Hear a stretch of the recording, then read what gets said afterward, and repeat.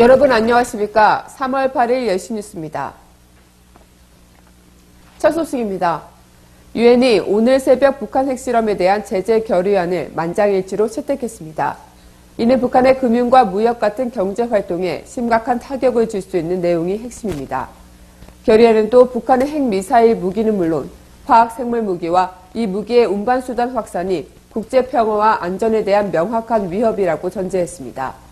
이에 따라 북한의 탄도미사일 기술을 사용한 재발사나 추가 핵실험, 그 외의 도발 행위를 하지 말라고 촉구하고 핵 확산 금지 조약 탈퇴 선언을 즉시 철회하라고 요구했습니다. 우라늄 농축 등 핵이나 탄도미사일 개발에 필요하다고 판단되는 물품의 수출입을 금지하고 유엔 회원국에 이와 관련된 현금 등 금융자산의 이동이나 금융서비스 제공을 하지 못하도록 의무화했습니다. 이 같은 안보리 결의에 정부는 북한이 반발 도발 행위를 강행할 가능성이 높다고 보고 긴급 외교안보정책조정회의를 소집해 대응책을 협의키로 했습니다. 북한은 앞서 7일 외무성 대변인 성명을 통해 미국이 핵전쟁의 도화선에 불을 지피려고 하는 이상 자신들은 핵선제 타격 권리를 행사할 것이라고 위협한 바 있습니다. 다음 소식입니다. 군 전역 후 외국 무기 중개업체 UBM텍에서 고문을 맡아 로비스트로 활동한 의혹을 받고 있는 김병관 국방부 장관 후보자가 청문회를 하루 앞두고 UBM텍과 맺은 계약서를 국회에 제출했는데 이마저도 의심스러운 구석이 많아 논란이 일고 있습니다. 김 후보자는 어제 진성준 민주통합당 의원에게 2010년과 2011년에 각각 UBM텍과 체결한 1년 단위의 비상임 고문 계약서 일부를 제출했습니다.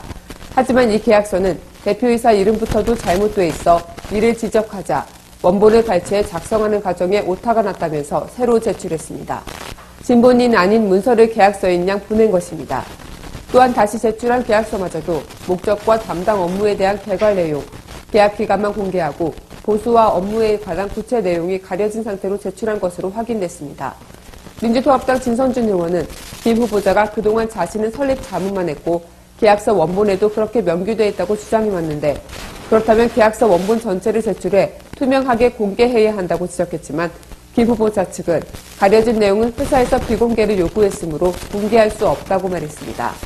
한편 오늘 김 후보자의 청문회가 열리는 가운데 지금까지 거론된 비위 사실과 의혹이 모두 33가지로 역대 인사청문회 사상 최대 후보자인 김 후보자가 국회 검증을 통과할 수 있을지 주목됩니다.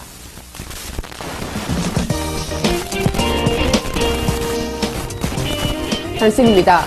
새누리당 이향구 원내대표가 어제 여야 원내대표가 정부조직 개편 관련 법률을 원안대로 국회의장에게 직권 상정하도록 요청하자고 제안했으나 민주당 박희충 원내대표는 동의할 수 없다고 거부했습니다. 그러나 박 원내대표는 수정안을 만들어서 방송통신위원회와 관련된 것을 제외한 나머지 합의된 부분은 즉시 합의해서 처리하자는 데는 동의한다고 말한 것으로 전해졌습니다. 한편 지난해 새누리당이 주도로 통과시킨 국회 선진화법이 직권 상정 기준을 50%에서 60% 찬성으로 바꾼 탓에 새누리당은 과반 의석을 갖고도 직권 상정을 할 수 없는 상태입니다. 중구청이 쌍용차 대한문 농성장 철거에 나서 파장이 일고 있습니다. 중구청은 오늘 오전 7시경 대한문 농성장 강제 철거를 시도했고 소식을 듣고 모인 범대위 측 관계자들과 시민들이 대치하는 상황이 벌어졌습니다.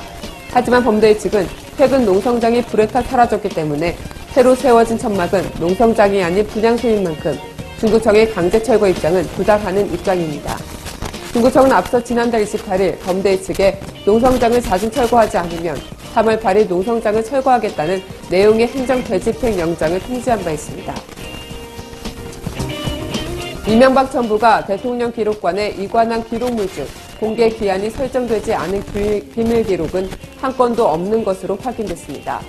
지정 기록물도 노무현 정부에 비해 30%나 줄어 중요 기록물 폐기 의혹도 제기됩니다.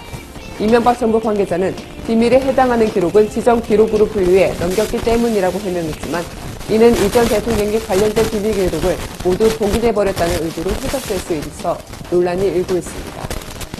3월 8일 10시 뉴스를 마칩니다. 지금까지 강민선이었습니다. 즐거운 주말 보내십시오. 감사합니다.